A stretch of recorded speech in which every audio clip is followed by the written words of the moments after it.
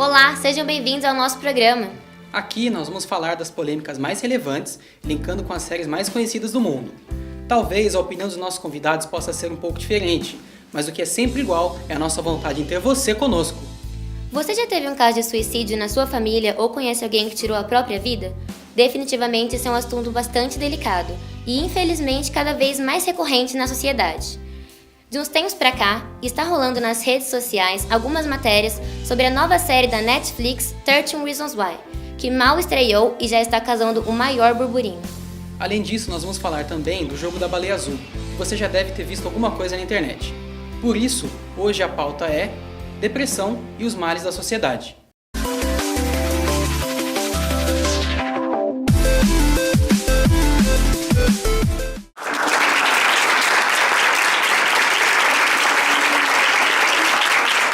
Para começar a falar do tema de hoje, nós vamos apresentar as nossas convidadas.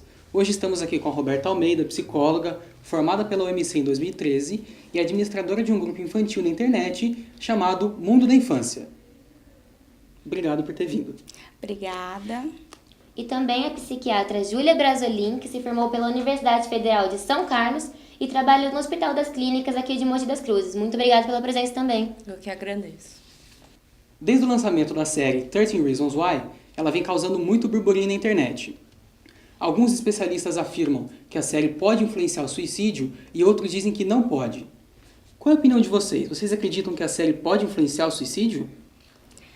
Bom, a série, ela pode influenciar desde que o adolescente, ele tenha potencial para isso. Então, a gente diz que pode ser um gatilho mental, né? Eu assisti a série, acho que é um bom ponto de partida para que as famílias discutam o assunto e seja um debate entre a sociedade, entre os adolescentes, entre os pais. Então, ela pode influenciar? Pode, mas também pode servir de alerta para esses jovens que vêm sofrendo, né? Só complementando, na verdade, assim, tem até um relatório da OMS que fala, em parte, sobre isso, sobre a responsabilidade da mídia em relação ao suicídio. A forma com a qual é divulgada pode influenciar realmente essa população que a Roberta falou que seria mais suscetível, que tem alguma vulnerabilidade. Na opinião de vocês, qual a melhor forma de expor a gravidade do assunto para a sociedade? Eu acho que, na verdade, assim, é realmente conversar sobre o tema. Porque qualquer conversa sobre o tema já vai abrir uma oportunidade para as pessoas que têm esse pensamento ou que estejam suscetíveis a isso, para isso ser conversado e de uma maneira mais construtiva. Então, é importante tocar nessa ferida e discutir em escola, com a família, promover esse debate mesmo na sociedade. Muitas pessoas que apresentam um quadro de depressão, elas são mais retraídas, têm inabilidade social e outras não, como a própria protagonista da série. O que a gente tem que se atentar numa pessoa que tem depressão?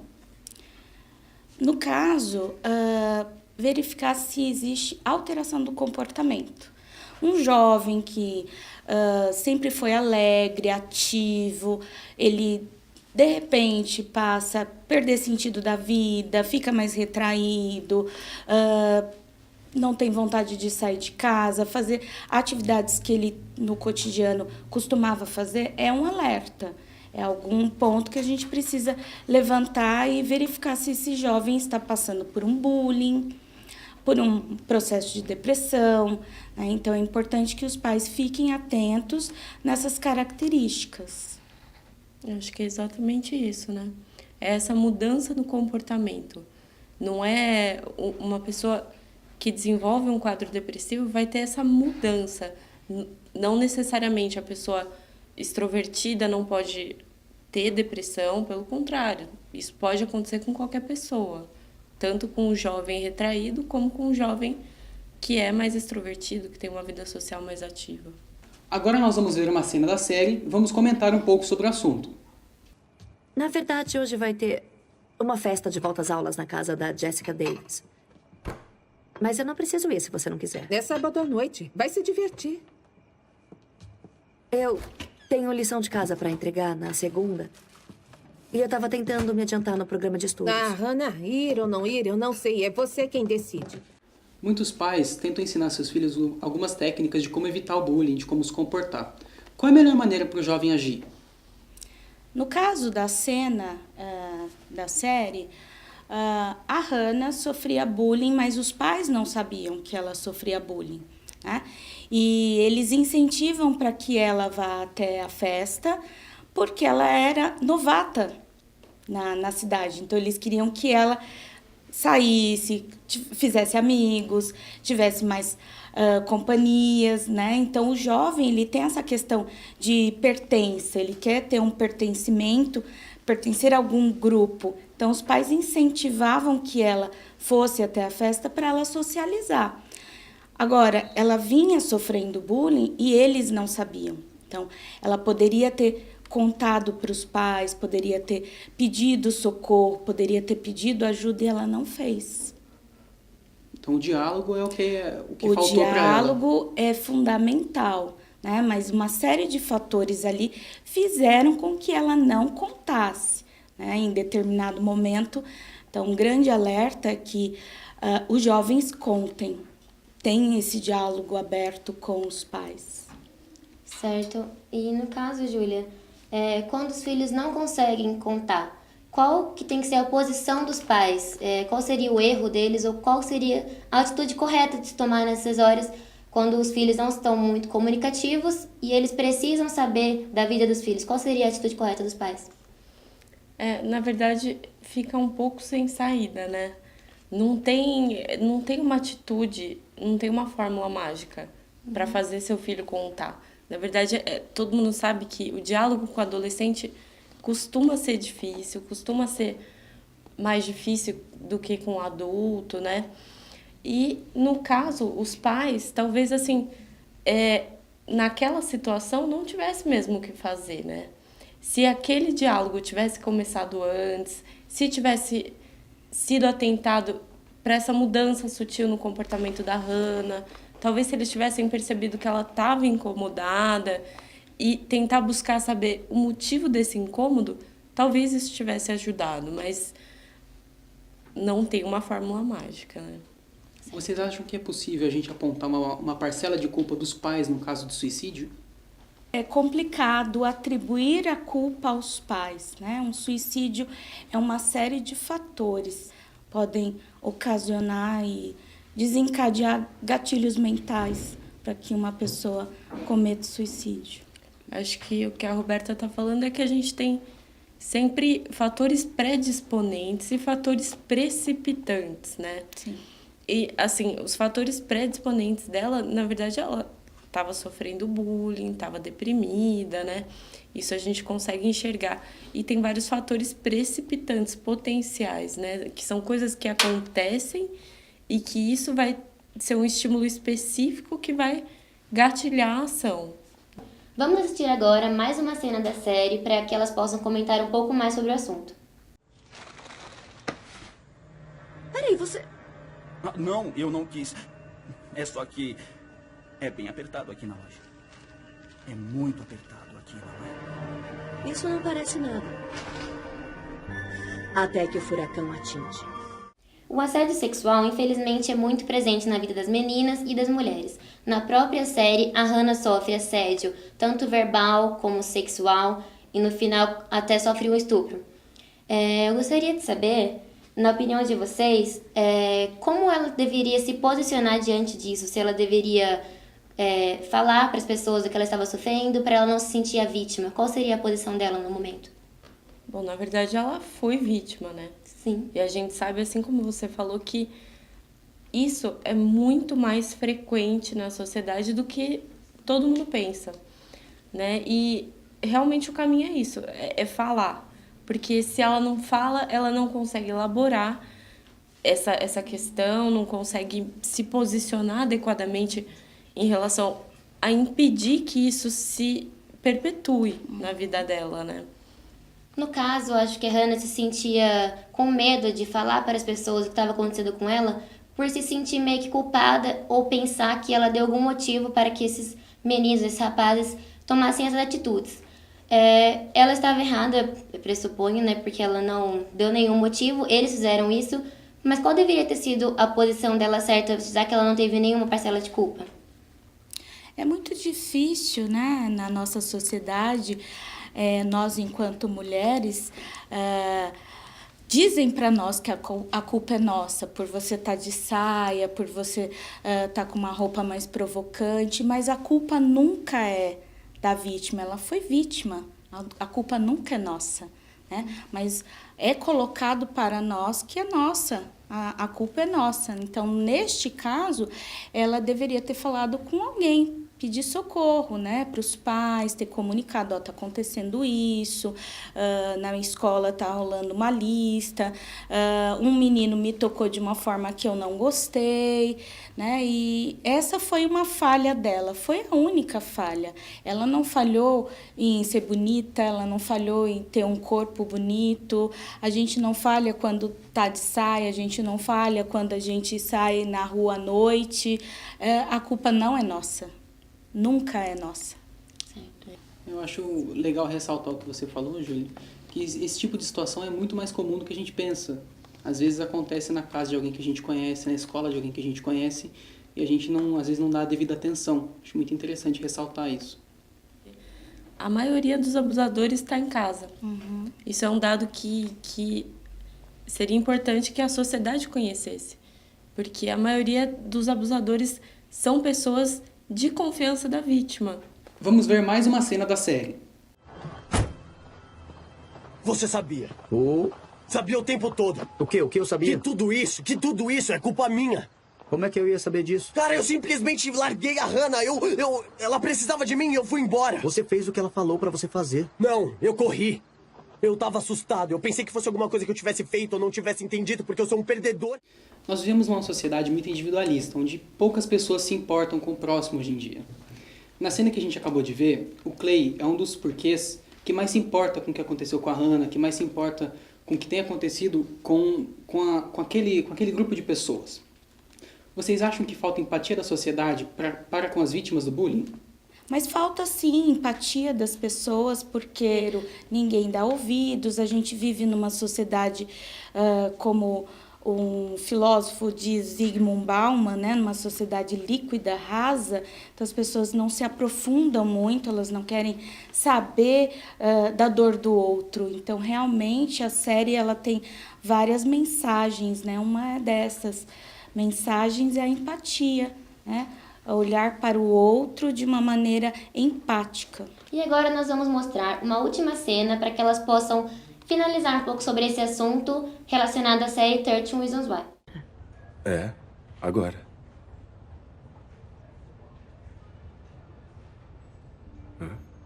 Perdida, eu acho.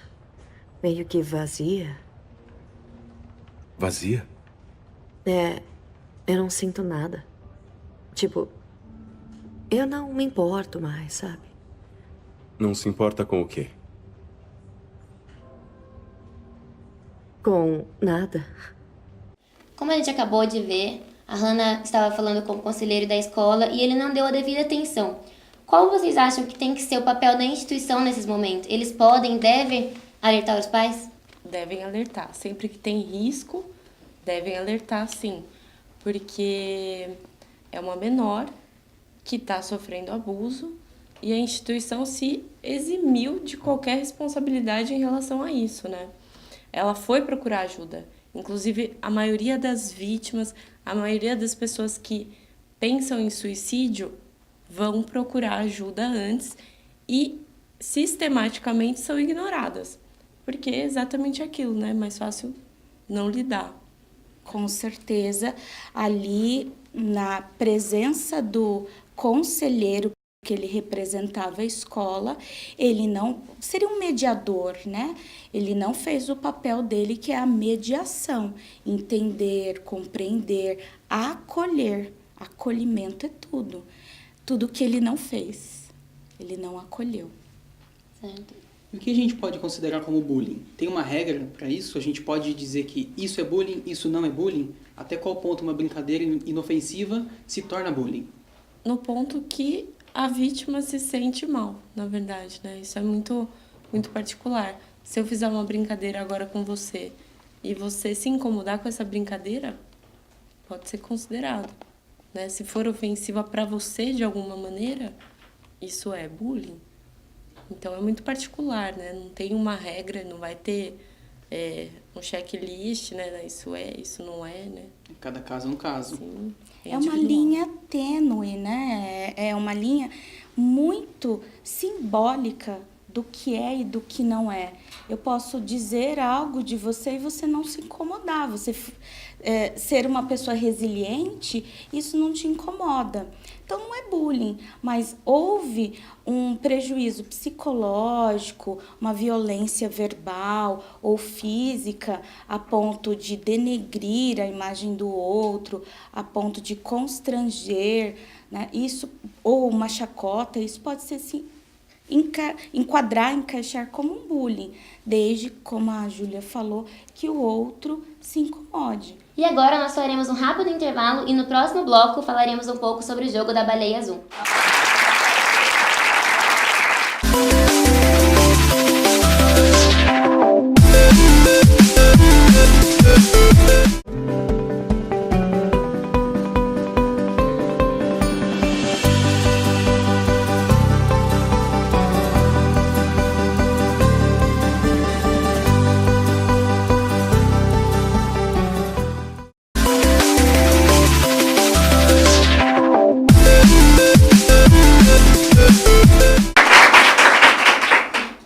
Estamos de volta com o nosso programa e agora a pauta é o jogo da baleia azul. Vocês sabem que o jogo da baleia azul começou a circular na internet pouco tempo depois do lançamento da série. E tem dividido muitas opiniões por aí, muita gente falando que o jogo é maléfico, que pode levar as crianças para um mau caminho. Tem muitas provas dentro do jogo, como por exemplo desenhar uma baleia azul no braço com gilete, e várias outras provas que culminam no suicídio. Vocês acham que a tecnologia pode prejudicar esse tipo de ação nas crianças? Pode influenciar elas negativamente? Neste caso, especificamente do jogo, ele não é benéfico, né? Um jogo que leva à morte, que tem como desafios automutilação, ou colocar veneno num doce e dar numa escola para crianças, tinha um dos desafios que era esse, né? Então, é um jogo no qual o adolescente ele precisa cumprir algumas metas e o último desafio é a morte. Então, até que ponto isso não é um gatilho mental para aqueles adolescentes que estão em potencial para o suicídio, né? Como a Júlia falou anteriormente, tem algumas predisposições, né? Então, é um jogo que os pais precisam ficar alerta, sim, e cuidar das redes sociais, da internet, saber o que os filhos estão acessando. É muito importante os pais estarem presentes. E falando nos pais, vocês acreditam que os pais têm deixado de ouvir os filhos? Eu acho que isso varia de cada casa, né? De cada casa, de cada caso. Às vezes os pais começam a compartilhar essa responsabilidade com a escola também, porque tem aumentado o tempo que a criança fica na escola. E, bom, depende do caso. Em alguns casos isso pode ser verdade, sim, né? Qual é o perfil do jovem que procura esse tipo de jogo e isso seria um pedido de ajuda? Jovens que procuram esses jogos de desafio, principalmente Baleia Azul, são jovens com características introvertidas, introspectivos, que têm baixa autoestima, comportamento de isolamento, que podem sim utilizar o jogo para cometer o suicídio. E realmente é um pedido de ajuda, sim, porque um jovem que chega até um jogo desse, que aparentemente parece atrativo, né? Por que ele foi até esse jogo? O que atraiu ali? Né? A questão do desafio é algo que adolescente gosta bastante, a questão de pertencer a algum grupo, de fazer parte, né? Tudo isso o jovem se sente atraído, mas na verdade ele está pedindo socorro. Ele está pedindo, olhe para mim. olha a minha dor, veja o quanto eu estou sofrendo. A automutilação, ela vem como um pedido de socorro. Então, eu me corto para que a minha dor psíquica seja maior do que a minha dor física. Então, isso é um pedido de socorro, sim. Na contramão do jogo da baleia azul, foi criado aqui no Brasil o jogo da baleia rosa, que inclusive teve iniciativa do apoio do Centro de Valorização da Vida. É um jogo onde as pessoas praticam bem ao próximo. O que vocês acham dessa iniciativa? Eu acho fantástico, né? No mundo onde a gente vê tanto individualismo, tantas famílias sendo destruídas, né? Tantas pessoas cometendo suicídio, e um jogo que incentiva a elevação da autoestima, o bem-estar, né? De falar coisas positivas. Isso também é uma psicoeducação, né? Então, vamos ensinar essa sociedade adoecida para que ela fale características positivas. A gente não elogia mais o próximo, a gente não, às vezes, nem dá bom dia, né? Para um porteiro, para um faxineiro. Isso é importante, a gente está perdendo isso no nosso dia a dia, né? Por isso que há 1915, Freud já falava do mal-estar da civilização, e é o que a gente vivencia hoje, uma civilização e uma sociedade adoecida. Então, eu acho que é fundamental, sim, esse jogo na contramão, né, baleia rosa, para incentivar aí essas características positivas. E agora a gente tem uma pergunta da plateia. Meu nome é Alessandra e eu queria perguntar como que eu posso ajudar alguém que vivencia ou já vivenciou o bullying? Bom, você já começou com a atitude certa, né? Que é se disponibilizar a ajudar. E isso pode acontecer de algumas maneiras. Primeiro, a escuta, né, dessa pessoa. Você escutar qual que é a queixa dela, qual que é o problema, o que ela está sofrendo. Isso é muito importante. E outra coisa é não estimular, né? Que isso, assim, esse comportamento de ignorar já estimula a pessoa que pratica o bullying a continuar, né? Certo, e agora vamos ouvir mais uma pergunta da plateia. Meu nome é Denise e eu queria saber o que leva uma pessoa a praticar o bullying. Bom, o que leva uma pessoa a praticar bullying, né? Bullying é uma palavra em inglês que significa bully, né? Valentão, tirano, né? Então, normalmente, quem pratica o bullying, a gente fala muito de quem sofre, né? Mas quem pratica o bullying também é uma pessoa que está acometida por um sofrimento. A gente pode pensar, nossa, mas ele está praticando e está sofrendo. Provavelmente alguém que tem baixa autoestima, necessidade de autoafirmação. Então, ele precisa, para que eu para ter uma autoafirmação, eu denigro você, eu vou denigrir a sua imagem, eu vou te coagir, eu vou te agredir fisicamente ou psicologicamente. Então, quem comete bullying também tem aí um transtorno psicológico. Então, precisaria também estar fazendo uma psicoterapia, identificando da onde vêm essas características, se há alguma questão familiar, né? Se há uma agressão em casa, se há alguém que é filho de pais agressores, né? Um pai que agride a mãe e o filho presencia isso, isso também pode ser uma criança que venha a cometer futuramente uma violência. Então, vários fatores que podem levar alguém a praticar o bullying. Então é importante a gente não só procurar ajuda para quem sofre, mas para também quem pratica o bullying. Exatamente. Sim, as duas formas, né? E agora uma pergunta das redes sociais. Recebemos uma pergunta anônima. Tenho 24 anos e fui diagnosticada com transtorno de personalidade borderline, também chamado de transtorno limítrofe. Sofro de ansiedade, insônia, oscilação de humor e mais algumas outras coisas. Tomo 4 remédios diferentes por dia e às vezes eu sinto vontade de desistir. As influências externas me atingem como um raio e cada vez mais parece difícil conviver com as pessoas, porque o mundo se tornou um lugar sombrio para mim. Existe algum método onde eu possa desligar meus pensamentos ou parar de absorver toda essa negatividade? Psicoterapia, né? Na verdade, assim, a base para o tratamento dos transtornos de personalidade no geral e do transtorno de personalidade borderline é a psicoterapia. Os medicamentos, eles vão ajudar a lidar com algumas coisas, mas não tem um medicamento no mundo que consiga te ensinar a lidar com as frustrações da vida, que é o grande problema da pessoa que tem o transtorno de personalidade borderline. E agora nós gostaríamos de agradecer as nossas convidadas. Muito obrigada pela presença. Você gostaria de ter alguma mensagem, Júlia? Eu queria só parabenizar o programa pela iniciativa de falar de um assunto assim tão controverso, mas tão importante, né?